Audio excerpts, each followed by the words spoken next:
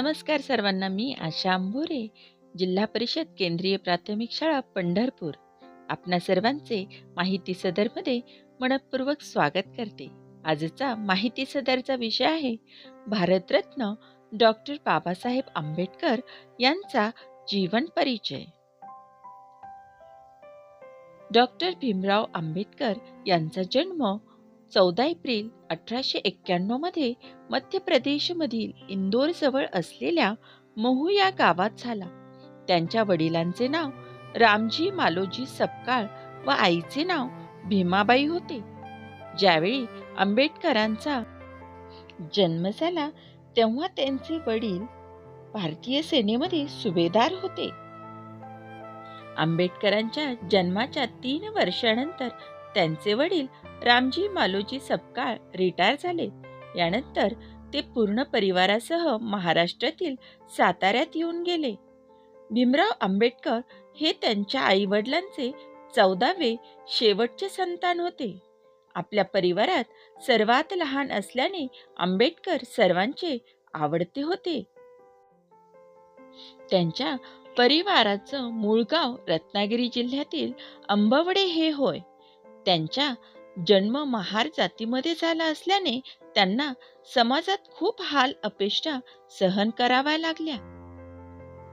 Doctor Babasaheb Ambedkar हे लहानपणापासूनच खूप हुशार होते, पण जातीपातीच्या भेदभावामुळे त्यांना शिक्षणासाठी अतिशय संघर्ष करावा लागला. पण त्यांनी सगळ्या परिस्थितीवर मात करून उच्च शिक्षण घेऊन भारताचे सर्वोच्च कायदा अधिकारी बनले व देशाची घटना लिहिली. त्यांचे वडील हे भारतीय सेनेमध्ये नोकरीला असल्याकारणाने त्यांच्या वडिलांना शिक्षणाचे महत्त्व चांगलेच माहीत होते. पण शाळेत प्रवेश घेण्यापासूनच त्यांना जातीपातीचा सामना करावा लागला होता. त्यांच्या जातीतील सर्व मुलांना वर्गातील बाकावर बसण्याची परवानगी नव्हती. शाळेतील इतर मुलांसोबत खेळण्याची, डबा खाण्याची कसलीच परवानगी त्यांना नव्हती. डॉक्टर बाबासाहेब आंबेडकर यांनी आपले प्राथमिक शिक्षण हे आपल्या मूळ गावी म्हणजेच दापोली येथेच पूर्ण केले. त्यानंतर त्यांनी 1908 मध्ये मुंबईतील एल्फिस्टन हायस्कूलमध्ये प्रवेश घेतला. वयाच्या 14-15व्या वर्षी बाबासाहेब आंबेडकर यांचा विवाह दापोली येथील भिकू बलंगर यांच्या मुलीशी म्हणजेच रमाबाई यांच्याशी झाला. बाबासाहेब आपल्या शालेय जीवनात 18 तास अभ्यास करत असत. सन 1912 मध्ये मुंबई विद्यालयामधून ते पदवी परीक्षा देखील उत्तीर्ण झाले. भीमराव आंबेडकर यांना बडोदा राज्य सरकारने बडोदा येथील रक्षामंत्री केले. पण तेथील काही जातीभेद करणाऱ्या लोकांमुळे त्यांनी तेथे जास्त काळ काम केले नाही. त्यांना न्यूयॉर्क येथील कोलंबिया विश्वविद्यालयामधून शिक्षण घेण्याची संधी मिळाली. सन 1913 साली त्यांनी अमेरिकेला जाण्यास प्रस्थान केले. त्यांनी 1950 साली अमेरिकेतील कोलंबिया विश्वविद्यालयामधून समाजशास्त्र, इतिहास, दर्शनशास्त्र, मानवविज्ञान व अर्थशास्त्र या विषयामधून MA ची डिग्री प्राप्त केली.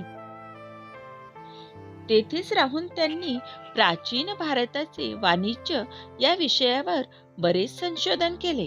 सन 1916 रोजी अमेरिकेमधील कोलंबिया विश्वविद्यालयामधूनच डॉक्टर बाबासाहेब आंबेडकर यांनी आपले PhD चे शिक्षण पूर्ण केले.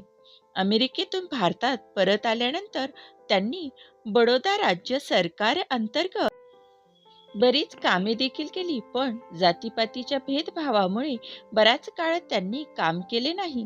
त्यानंतर ते मुंबईला परतले व त्यांनी मुंबईमधील Sydney college of commerce and economics या कॉलेजमध्ये प्रोफेसर म्हणून नोकरी केली. त्यांनी शिकवण्यासाठी अर्थशास्त्र हा विषय घेतला होता. नोकरी करत असताना त्यांची पुढे शिकण्याची इच्छा अजूनही प्रगल्भ होती. त्यामुळे त्यांनी आपल्या पुढील शिक्षणाकरिता पैसे जमवायला सुरुवात केली. सन 1920 साली ते पुन्हा एकदा भारतामधून इंग्लंडला गेले. सन 1921 साली त्यांनी London school of economics and political सायन्समधून आपली मास्टर डिग्री मिळवून 2 वर्षांनी त्यांनी आपली DSc पदवी देखील प्राप्त केली. न्यायशास्त्राचा अभ्यास करत असताना आंबेडकर यांनी ब्रिटिश बारमध्ये बॅरिस्टर म्हणून देखील आपले कार्य बजावले. सन 1927 रोजी तारीख होती 8 जून. याच दिवशी कोलंबिया विश्वविद्यालयाकडून त्यांना डॉक्टरेट ही पदवी बहाल करण्यात आली. डॉक्टरेट मिळवल्यावर भारतात परतून बाबासाहेबांनी जातीभेदाला विरोध करण्याचा निर्णय घेतला. समाजकार्य करत असताना अर्थार्जनासाठी त्यांनी वकिली करण्याचे ठरवले. समाजातील अस्पृश्यता व जातीभेद कमी करण्यासाठी त्यांनी सक्रिय स्वरूपात काम करण्याचे ठरविले. यासाठी त्यांनी पहिली केस नाशिक जिल्ह्यातील महार जातीच्या जाधव बंधूंची स्वीकारली. ही केस त्यांनी यशस्वीपणे जिंकली. वकिलीतून पुरेसे उत्पन्न मिळत नव्हते. यासाठी त्यांनी वकिलीसोबत कायद्याच्या प्राध्यापकाची नोकरी देखील केली. अस्पृश्यतेचा विरोध करण्यासाठी साऊथ बरो कमिटीबरोबर त्यांनी आपले प्रखर विचार मांडले आणि दलित आणि इतर मागास समाजासाठी स्वतंत्र मतदान विभाग आणि आरक्षणाची मागणी केली. जनजागृती करण्यासाठी मूकनायक नावाचे वृत्तपत्र सुरू केले. शाहू महाराजांनीही यासाठी बाबासाहेबांना नेहमी सहकार्य केले होते. यावेळी दलितांना सार्वजनिक ठिकाणी पाणी पिण्याचा अधिकार नव्हता. यासाठीच बाबासाहेबांना महाडमध्ये पिण्याच्या पाण्यासाठी सत्याग्रह करावा लागला. काळाराम मंदिराच्या सत्याग्रहाचेही उदाहरण लक्षवेधी होते. डॉक्टर बाबासाहेबांनी आयुष्यभर अशा निरनिराळ्या मार्गांनी शोषितांच्या हक्कासाठी लढा दिला. 15 ऑगस्ट 1947 मध्ये भारत स्वतंत्र झाल्यानंतर बाबासाहेबांची राज्यघटनेचा मसुदा समितीचे अध्यक्ष म्हणून निवड करण्यात आली आणि त्यांच्या अध्यक्षतेखाली भारताची राज्यघटना अंमलात आली. भारतीय राज्यघटनेत मोलाचे योगदान असल्यामुळे बाबासाहेबांना पुढे भारतीय राज्यघटनेचे शिल्पकार या नावाने ओळखले जाऊ लागले. बाबासाहेबांच्या अध्यक्षतेखाली जवळजवळ 2 वर्ष 11 महिने आणि 7 दिवसांच्या अथक परिश्रमाने भारतीय संविधान सादर करण्यात आले.